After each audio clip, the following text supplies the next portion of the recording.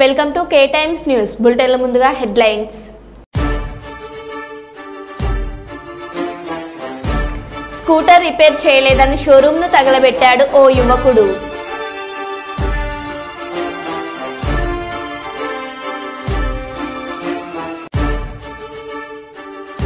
రాహుల్ రేవంత్ పై నిప్పులు చెలరేగిన MP DK అరుణ.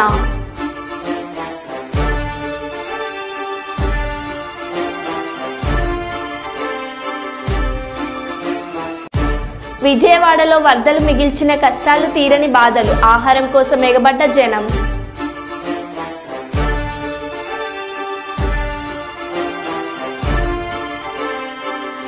ప్రకాశం బ్యారేజీ గేట్ల వద్ద అడ్డుపడిన బోట్ల కటింగ్ పనులు కష్టతరం.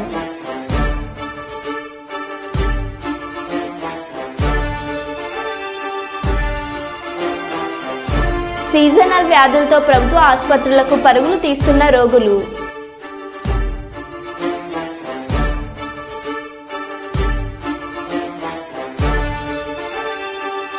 గాంధీ ఆసుపత్రిలో మహిళా డాక్టర్పై దాడి.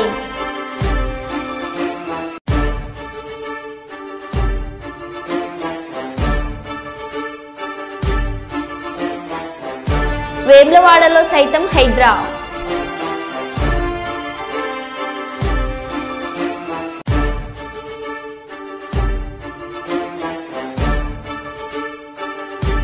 ఏఎన్ఎంలను స్టాఫ్ నర్సులుగా నియమించడం అన్యాయం.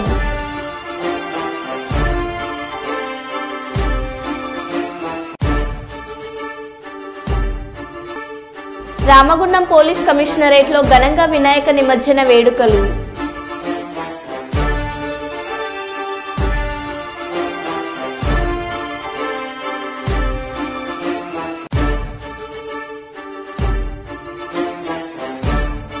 ఇక వివరాల్లోకి వెళ్తే, దుర్మార్గులు ఆక్రమించిన చెరువుల వల్లనే ఇవాళ వరదలు వస్తున్నాయి. అందుకే హైడ్రాను ప్రారంభించాము. ఆక్రమించిన వాళ్ళలో ఎంత గొప్ప వాళ్ళు ఉన్నా వాళ్ళు చెరువులను వదలక తప్పదు. ఆక్రమించిన చెరువులను మీరే వదలండి. గౌరవంగా పక్కకు తప్పుకొని నీటిపారుదల శాఖకు అప్పజెప్పండి, లేకపోతే ఉన్న పలంగా నేలమట్టం చేస్తాం. సీఎం రేవంత్ రెడ్డి. దుర్మార్గులు ఆక్రమించుకున్న చెరువుల వల్లనే ఇవాళ వరదలు వస్తున్నాయి. అందుకే హైడ్రాను ప్రారంభించడం. హైడ్రా స్పెషల్ టాస్కే ఈ చెరువులను ఆక్రమించిన వాళ్ళను చెరబట్టాలని, చెరబట్టిన వాళ్ళ నుంచి విడిపించాలని, అలాంటి వాళ్ళను అవసరమైతే చెరసాలకు తోలాలనేది నా ప్రభుత్వ విధానం. అందులో ఎంత గొప్ప వ్యక్తులున్నా, ఎంత మహామహులున్నా వాళ్ళు చెరువులను వదలక తప్పదు. అందుకే ఈ వేదిక మీద నుంచి గొప్ప వ్యక్తులకు నేను విజ్ఞప్తి చేస్తున్నా, అయ్యా ఆక్రమించుకున్న చెరువులను మీరే వదలండి. గౌరవంగా పక్కకు తప్పుకోండి. నీటిపారుదల శాఖకు అప్పగించండి. మీకేం కావాలనో పోయి దూరంగా కట్టుకోండి. లేకపోతే ఉన్న పలంగా నేల మట్టం కూలుతాయి. కూలగొట్టే బాధ్యత నేను తీసుకుంటా.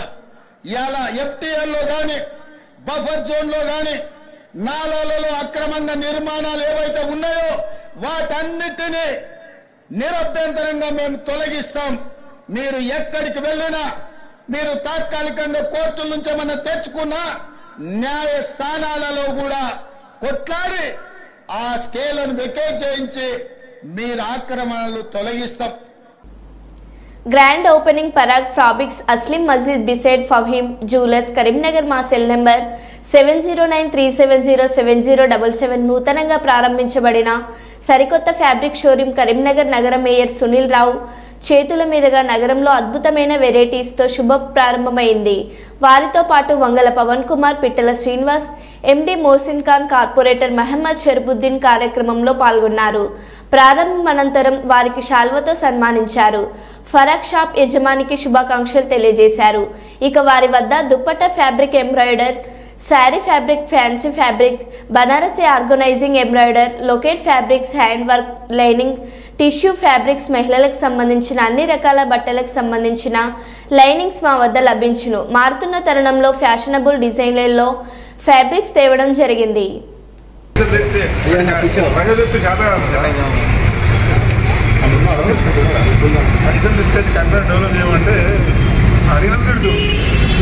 भाई सामने आ जाओ।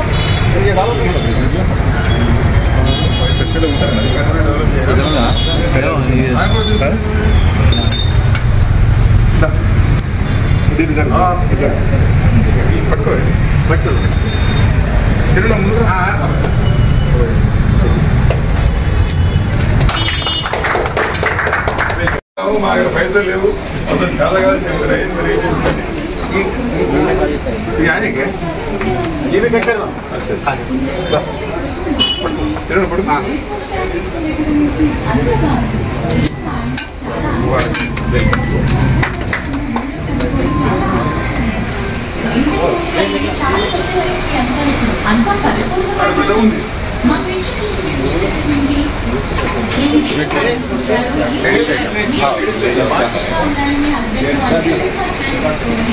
पूरा लेडीज का ही आज ही हमारे गालो फिर बाद में लो नहीं है बाद में कहीं को आता है क्या मालूम होता है खरीदना कैसा मालूम होता है ये पकड़ो हाँ अंदर बोल नहीं बंदा पीछे रखो नहीं पकड़ के रखो कहाँ से बात है पूरा ये एकदम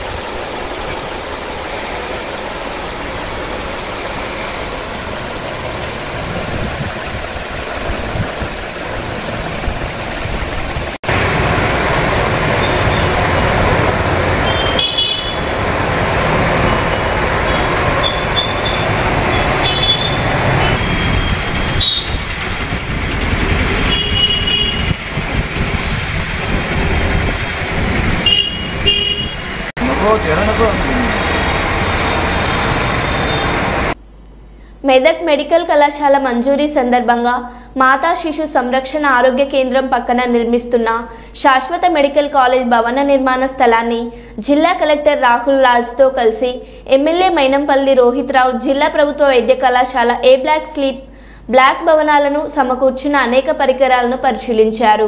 ఈ సందర్భంగా మెదక్ శాసనసభ్యులు మైనపల్లి రోహిత్ రావు మాట్లాడుతూ మేము అధికారంలోకి వచ్చిన 8 నెలల్లోనే మెదక్ జిల్లాకు మెడికల్ కాలేజ్ మంజూరు చేశామని అన్నారు. కొంచెం మా కన్స్ట్రక్షన్ అప్పుడు ఈ కాంట్రాక్టర్ వర్క్ ప్రాపర్గా ఆఫీసు లేట్ చేయకుండా 18 months ఉంటుంది నార్మల్గా. నేను అదే చెప్తే తొందరగా స్పీడప్ చేసేస్తే 2 yearsలో మనం ఇక్కడ షిఫ్ట్ చెట్టేసి కదా అది కూడా సో ఇది మొత్తం కొద్దిగా తీసుకుంటే ఇంకా లెవెల్ అయిపోతుంది. ఇంకా టోటల్ అక్కడ వరకు ఒకటే వచ్చేస్తుంది. ఇట్లా లెవెలింగ్ కావాలి అప్లై తీసుకున్నాం. మనం ఏం చేసినామంటే దీనికి కనెక్షన్ లేకుండా పోతుంది. సో ఇవి అక్వైర్గా పెట్టేస్తాం. 7 acres అక్వైర్ చేస్తే టోటల్ మనకు ఒకటే కంటిన్యూస్ ఇక్కడ నుంచి ఒక రోడ్ ఉంది. ఇప్పుడు ఎటు ఇంటర్నల్గా రోడ్ ఇది ఒక్క పార్ట్ అక్వైర్ చేస్తాం. ఇట్లా కనెక్షన్ ఇప్పుడు MCHకి పోతుంది. కొంచెం ముందుకు ఎక్వైర్ చేస్తాం. అక్కడ నుంచి ఆడిపోతే మొత్తం వ్యూ కోరిక మరి ఇవాళ నెరవేరడం జరిగింది. మరి దానికి ఆ భగవంతుడికి మరి పూర్తి అధికారుల బృందానికి మా కలెక్టర్ గారికి మరి అందరికీ కూడా మరి పేరున కృతజ్ఞతలు ధన్యవాదాలు తెలియజేసుకుంటా ఉన్నాను. మరి మీకు తెలుసు గత ప్రభుత్వంలో అన్నీ కూడా మరి మాటలకి కొబ్బరికాయలకే పరిమితమైనవి. మేము ఏదున్నా మాటలలో కాదు చేతలలో చేసుకుంటూ ముందు పోతాం. చేతలలో చేసుకుంటూనే మరి మా మెదక్ ప్రజలకి చూపిస్తామని చెప్పి తెలియజేసుకుంటూ మరి మా మెదక్ బిడ్డలందరూ కూడా బ్రహ్మాండంగా మనకు డాక్టర్లు, ఇంజనీర్లు, IAS ఆఫీసర్లు, IPS ఆఫీసర్లు మరి కావాలని చెప్పి మరి మనస్ఫూర్తిగా మరి కోరుకుంటూ వారికి ఎటువంటి సహాయ సహకారాలు కావాలన్నా కానీ పూర్తిగా మనస్ఫూర్తిగా మేము అందిస్తామని చెప్పి తెలియజేసుకుంటూ థ్యాంక్ యూ. సో ఒక పాయింట్ ఆఫ్ టైంలో ఒక గైనకాలజిస్ట్కి మంచిర్యాల C-సెక్షన్ గురించి పిలిపించి we use to pay 3 lakhs per month. 3 lakhs additional NSM నుంచి 1.25 1.5 ఎంత వస్తుంది, అడిషనల్ ఫండ్స్ నేను ఇస్తాను చెప్పి 3 lakhs పేమెంట్ చేస్తే కూడా she use to come for only 3 to 4 hours. So Mancherial నుంచి 3 to 4 hours వచ్చి ఆదిలాబాద్ వెళ్తున్నాడు. సో అవి వేరే డిస్ట్రిక్ట్స్ అయిపోయినాయి కాబట్టి ఎవరైతే మా పబ్లిక్ ఉన్నారో ఆసిఫాబాద్ వాళ్ళు అంత ఇదిగా చూసేవాళ్ళు కాదు, అంత రెస్పాన్సివ్నెస్ ఉండేది కాదు. సో అది మన దగ్గరనే ఉంటే బెటర్ అనేసి చెప్పి, బట్ ఆదిలాబాద్ హెడ్ క్వార్టర్ మాత్రం చాలా మంచి డెవలప్మెంట్ ఉంది. సో అది ఆల్మోస్ట్ కార్పొరేషన్ అయ్యే లెవెల్లో ఉంది ఆదిలాబాద్ మున్సిపాలిటీ. సో ఆ డెవలప్మెంట్ కూడా మెదక్ హెడ్ క్వార్టర్లో లేదు. సో ఎందుకు అనేసి అంటే పేరు మెదక్ డిస్ట్రిక్టే, బట్ హెడ్ క్వార్టర్ ఇంతకుముందు అంతా కూడా మొత్తం సంగారెడ్డిలోనే కంటిన్యూ అయింది. సో సంగారెడ్డిలోనే అక్కడే కలెక్టర్ డిస్ట్రిక్ట్స్ బైఫర్కేషన్ తర్వాత ఇక్కడ మెదక్కి సపరేట్ డిస్ట్రిక్ట్ అయినా కానీ అంత డెవలప్మెంట్ లేదు.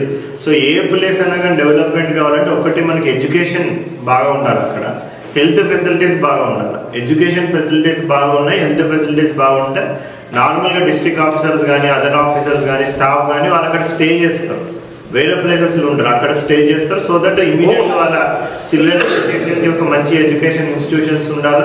సో అదేవిధంగా ఏదైనా ఎమర్జెన్సీ అయినప్పుడు వాళ్ళకి మంచి హాస్పిటల్స్ అవైలబుల్ ఉండాలి. ఈ రెండు ఉంటే ఆటోమేటిక్గా ఆ ప్లేస్ కంపల్సరీగా డెవలప్ అయింది. పెద్దపల్లి జిల్లా సుల్తానాబాద్ పట్టణం శాస్త్రీనగర్లోని సోషల్ వెల్ఫేర్ రెసిడెన్షియల్ పాఠశాల హాస్టల్లో 6వ తరగతి చదువుతున్న మన్విత్ అనే విద్యార్థికి పాము కాటు వేయడంతో మెరుగైన చికిత్స నిమిత్తం కరీంనగర్ ప్రభుత్వ ఆసుపత్రికి తరలించారు. ఈ విషయమై పాఠశాల వైస్ ప్రిన్సిపల్ను సంప్రదించగా బాబు టాయిలెట్ కోసం వెళ్లడంతో అక్కడ ఉన్న గడ్డి ప్రాంతంలో ఏదో కుట్టినట్టు అనిపించడంతో పాము తన దగ్గర నుంచి వెళ్తుండడం గమనించిన మన్విత్ మా దగ్గరకు వచ్చి చెప్పిన వెంటనే మా ప్రిన్సిపల్ సూపర్వైజర్లు బాబును మెరుగైన వైద్యం చికిత్స నిమిత్తం కరీంనగర్ ప్రభుత్వ ఆసుపత్రికి తరలించామని అన్నారు. ఈ సందర్భంగా ఏబీవీపీ నాయకులు మాట్లాడుతూ కేవలం పాఠశాల ప్రిన్సిపల్ నిర్లక్ష్యం వల్లనే విద్యార్థినికి పాము కాటుకు గురయ్యాడని సంబంధిత అధికారులు వెంటనే ప్రిన్సిపల్ పై చర్య తీసుకొని బాబుకు మెరుగైన చికిత్స అందించాలని డిమాండ్ చేశారు. హెల్త్ చెకప్ చేసిన జాగ్రత్త సార్, నో ప్రాబ్లం, ఇక్కడ స్టేబుల్గా ఉన్నాడు అబ్బాయి, ఎందుకైనా నుంచి పిల్లవాడు కాబట్టి మీరు కరీంనగర్ తీసుకుని వెళ్ళండి అన్నారు. మా ప్రిన్సిపాల్ గారు, house master, including health supervisor గారు కూడా ఇప్పుడు కరీంనగర్ సివిల్ హాస్పిటల్లో అబ్బాయిని తీసుకున్నారు. డాక్టర్లు కూడా స్టేబుల్గా ఉన్నారు, పిల్లవాడికి ఏ ప్రాణాపాయం ఎటువంటి అపాయం లేదు, ప్రాబ్లం ఏమీ లేదు అని చెప్పడం జరిగింది. అబ్బాయి పేరు బి మన్విత్, 6th క్లాసు. ఈరోజు సుందరాబాద్ మండలంలోని శాస్త్రీనగర్ సోషల్ వెల్ఫేర్ రెసిడెన్షియల్ గురుకుల హాస్టల్లో 6వ తరగతి చదువుతున్నటువంటి విద్యార్థి మన్విత్ అనే విద్యార్థి ఈరోజు పాము కాటుకు గురి కావడం జరిగింది. ఈ యొక్క పాము కాటుకి గురైనటువంటి విద్యార్థిని కరీంనగర్ ప్రభుత్వ ఆసుపత్రికి తరలించడం జరిగింది. ఇందులో ఉన్నటువంటి నిర్లక్ష్యం, ప్రిన్సిపల్ నిర్లక్ష్యం కారణంగానే ఈరోజు మన్విత్ అనే విద్యార్థి ఈరోజు పాము కాటుకు గురి కావడం జరిగింది. అదేవిధంగా ఇందులో ఉన్నటువంటి చెత్త కావచ్చు, చెట్లు కావచ్చు, ఈ యొక్క చెట్లు ఉండడంతో ఈరోజు విద్యార్థి పాము కాటుకు గురి కావడం జరిగింది. వెంటనే దీనిపైన అధికారులను వెంటనే స్పందించి ఆ యొక్క విద్యార్థికి చికిత్స అందజేయాలని చెప్పేసి అఖిల భారతీయ విద్యార్థి పరిషత్ డిమాండ్ చేయడం జరుగుతుంది. అదేవిధంగా ప్రిన్సిపల్ పైన కూడా చర్యలు తీసుకోవాలని చెప్పేసి అధికారులు విద్యార్థి పరిషత్ నుండి డిమాండ్ చేయడం జరుగుతుంది. లేని ఎడల విద్యార్థి పరిషత్ ఆధ్వర్యంలో ఆందోళన కార్యక్రమం నిర్వహిస్తామని చెప్పేసి డిమాండ్ చేయడం. రామగుండం నగరంలో అభివృద్ధి పనులు చురుగ్గా సాగుతున్నాయని రామగుండం నగర మేయర్ బంగి అనిల్ కుమార్ అన్నారు. రామగుండం నగరపాలక సంస్థ కార్యాలయంలో బుధవారం పాలకవర్గ 15వ సర్వసభ్య సమావేశం జరిగింది. అందరికీ రామగుండం ప్రజలందరికీ నమస్కారం. ఈరోజు కౌన్సిల్ సమావేశంలో మామూలుగా రెగ్యులర్గా జీతాలు అంశం, ఆ తర్వాత వర్కర్స్ విషయం, ఆ తర్వాత ఈ చెత్త గురించి అంశాలు, ఆ తర్వాత రోడ్డు ఆక్రమణ విషయాల గురించి అంశాలు, అన్ని అంశాలు నార్మల్ రొటీన్ అంశాలతో పాటు అభివృద్ధి టీఎఫ్ఐడిసి నిధులు కానివ్వండి, అభివృద్ధి కార్యక్రమాలు ఎట్లా జరుగుతున్నాయి అనేది దాంట్లో చర్చ జరిగింది. దాదాపు అందరికీ ఎవరికి ఇబ్బంది లేకుండా మొట్టమొదట కార్పొరేటర్స్ ఆర్ఎస్సిఎల్ సంబంధించి విషవాయువు బయటకు వస్తుందని చెప్పేసి ముఖ్యంగా ఆ అంశం పైన లేవనెత్తిన సందర్భంగా కొద్దిగా సేపు అంతరాయం అయింది కనుక ఒక 15 నిమిషాలు సభ వాయిదా వేయడం జరిగింది. ఆర్ఎఫ్సిఎల్ గురించి విశ్వవిద్యాలయాల గురించి ఆల్రెడీ ఎమ్మెల్యే గారు మక్కాన్ సింగ్ రాజ్ ఠాకూర్ గారు ఇమ్మీడియట్గా అదే రోజు ఆదేశాల మేరకు నేను కమిషనర్ గారు డైరెక్ట్గా ఆర్ఎఫ్సిఎల్కి వెళ్ళి ఆర్ఎఫ్సిఎల్ మేనేజ్మెంట్తో మాట్లాడి ఆర్ఎఫ్సిఎల్ అక్కడ ఎక్కడైతే విశ్వవిద్యాలయాలు వస్తున్నాయో అక్కడ ప్రజలతో మాట్లాడి ఆ కార్యక్రమం ప్రజలతో మాట్లాడి అక్కడ ఇమ్మీడియట్గా ఆ ప్రాబ్లమ్ సాల్వ్ చేసినాము.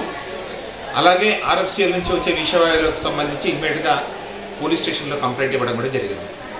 ఖచ్చితంగా ప్రజలకు ఇబ్బందులు ఏవైతే అవుతున్నాయో దాని మీద ఖచ్చితంగా కఠినమైన చర్యలు మన మున్సిపల్ కార్పొరేషన్ నుంచి తీసుకోబడతాయి. ఎమ్మెల్యే గారు కూడా మక్కాన్ సింగ్ రాజ్ ఠాకూర్ కూడా క్లియర్గా చెప్పినారు. ప్రజలకు ఎటువంటి ఇబ్బందులు జరిగినా ఆర్ఎఫ్సిఎల్ నుంచి వాళ్ళ మీద కఠిన చర్యలు కూడా తీసుకోవాలని చెప్పేసి ఆల్రెడీ 4-5 డేస్ బ్యాకే ఆల్రెడీ ఎమ్మెల్యే గారు అదే రోజు నైట్ చెప్పారు. అదే రోజు నైటే నేను కమిషనర్ గారు కూడా ఆర్ఎఫ్సిఎల్ మేనేజ్మెంట్ దగ్గరికి వెళ్ళి మాట్లాడడం కూడా జరిగింది. ఒకటి ప్రధానంగా జీతాలకు సంబంధించి జీతాలు అవన్నీ రొటీన్ అంశాలు. వాళ్ళ జీతాలు కాదు, జీతాల విషయం ఎవరు కార్పొరేటర్లు అబ్జెక్షన్ చెప్పట్లేదు. కానీ ఏదైతే సొసైటీ ఉందో దానికి ఎలక్షన్స్ జరగట్లేదు కాబట్టి ఆ సొసైటీకి ఎలక్షన్స్ జరగాలనేది వాళ్ళ ఉద్దేశం. 3 సంవత్సరాలు జరగలేదు కాబట్టి దానికి ఇన్ఛార్జ్ కమిషనరు ఆ తర్వాత అడిషనల్ కలెక్టర్ కాబట్టి ఖచ్చితంగా దానికి ఎలక్షన్స్ జరిపించమని చెప్పినాము. ఎలక్షన్స్ జరిపిస్తాం. వరంగల్ జిల్లా వర్ధన్నపేట మండలంలోని బొక్కలగూడెం గ్రామంలో గణపతి నవరాత్రి ఉత్సవాలు కులమత భేదం లేకుండా మహిళల కోలాటం జానపద కళా చీరలతో నాట్యం వేస్తూ భక్తి చాటుకుంటున్నారు గ్రామస్తులు. ఈ సందర్భంగా భక్తులు మాట్లాడుతూ గత 20 సంవత్సరాల నుండి గణనాథుని పూజించుకోవడం వలన వారికి సకల భాగ్యాలు కలుగుతున్నాయని, ఏకదంతుని చల్లని చూపుతో పంటలు బాగా పండుతున్నాయంటూ మనవరాన్లు వచ్చిన వయసులో కూడా భక్తులతో కోలాటం ఆడుతుంటే చిన్ననాటి చిందులు గుర్తుకు వస్తున్నాయని సంతోషాన్ని తెలిపారు.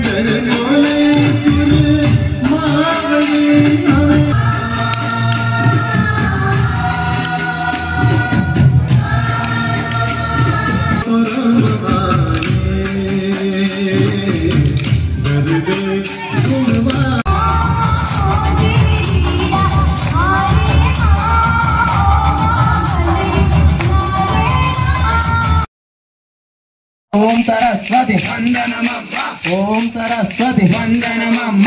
అదిగో లేడి బంగారు లేడి, అదిగో లేడి బంగారు లేడి, అదిగో లేడి బంగారు లేడి. బంగారు లేడికి వంశను సీత, బంగారు లేడికి వంశను సీత, బంగారు లేడికి వంశను సీత.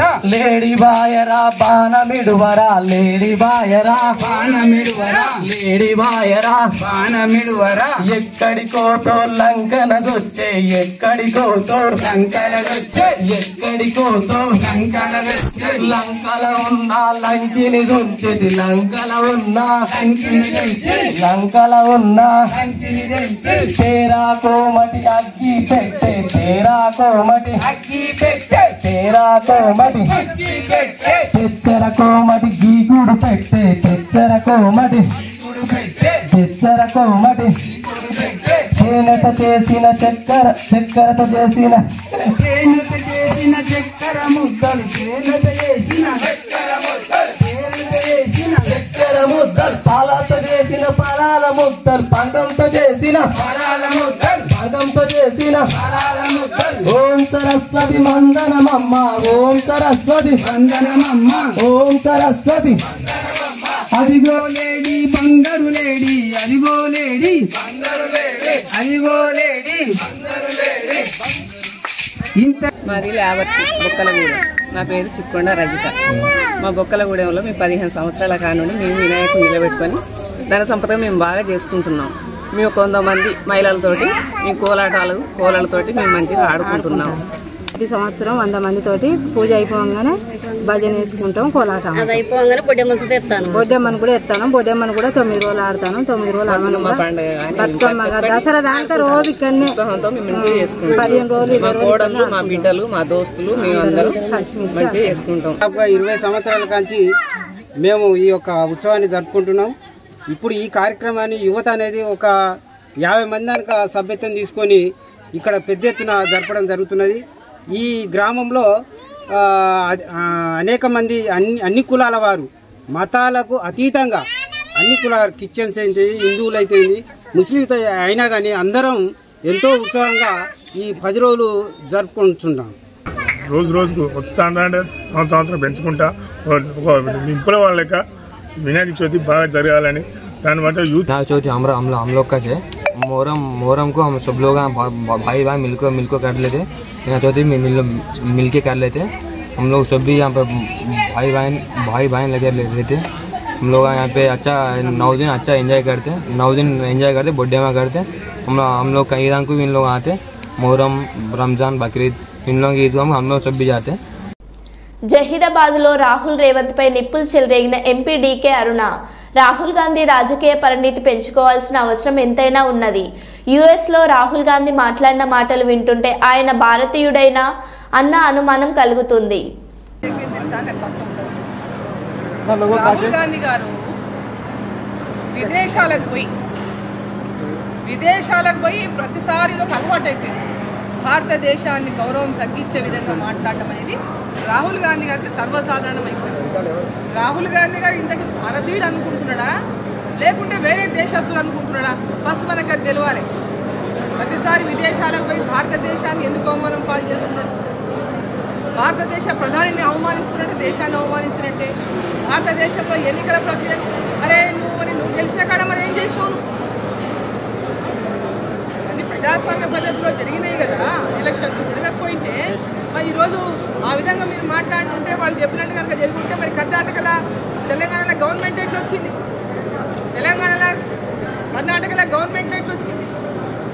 ఈరోజు కేవలం ఎక్కడ పోయి ఏది మాట్లాడితే ఎక్కడ పోతే ఏదో మాట్లాడితే ఏదో దేశాన్ని విమర్శిస్తే ప్రధానమంత్రిని విమర్శిస్తే నాకేదో పెద్ద మైలేజ్ వస్తుంది, ప్రచారం వస్తుంది ప్రపంచవ్యాప్తంగా అని అనుకుంటే నరేంద్ర మోదీ గారి పేరు తీసుకుంటేనే ప్రచారం వస్తుంది.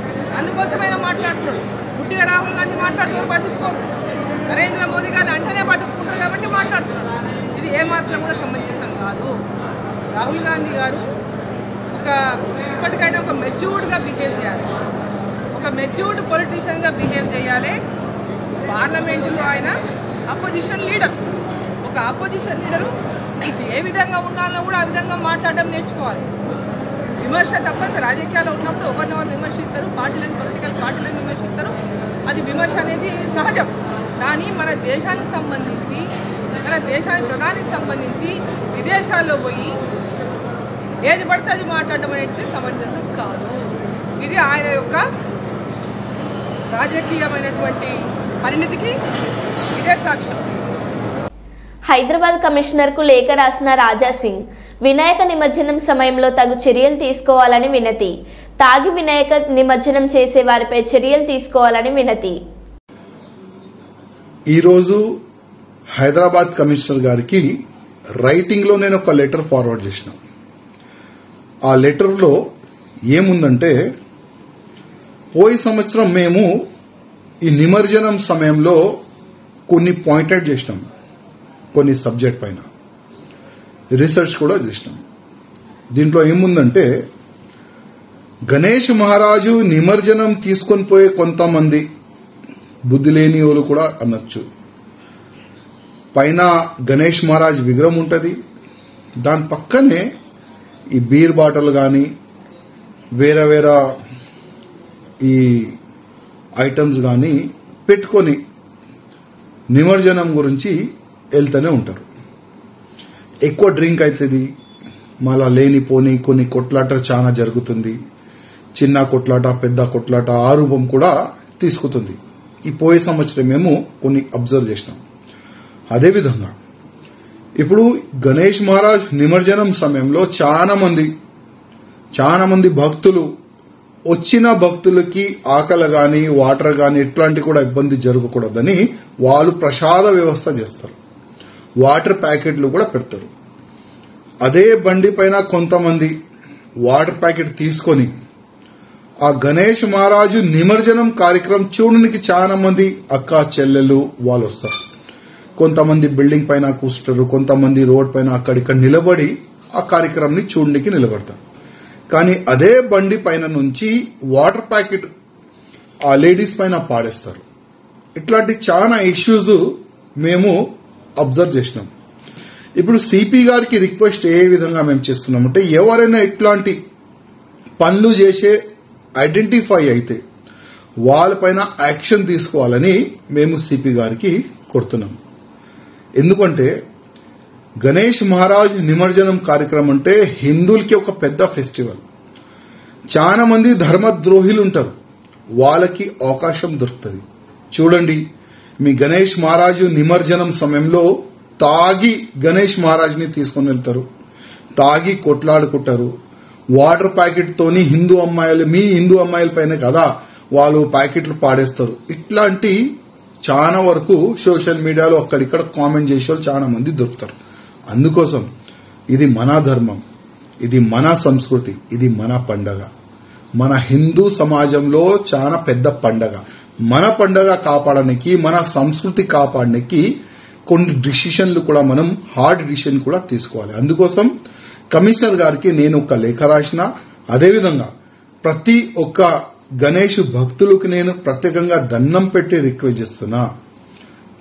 ఎవరైనా తాగి గణేష్ మహారాజ్ని తీసుకొని వెళ్తే వాళ్ళు మీ కూడా ఐడెంటిఫై అయితే మీరు కూడా పోలీస్ స్టేషన్లో కానీ ఎవరైనా పోలీస్ అధికారులు ఆ దారిలో కనబడితే వాళ్ళకి కంప్లైంట్ ఇవ్వాలని నేను ప్రతి ఒక్క గణేష్ భక్తులకి నేను కోరుతున్నాను. మరో బులెటిన్లో మళ్ళీ కలుద్దాం. Stay tune.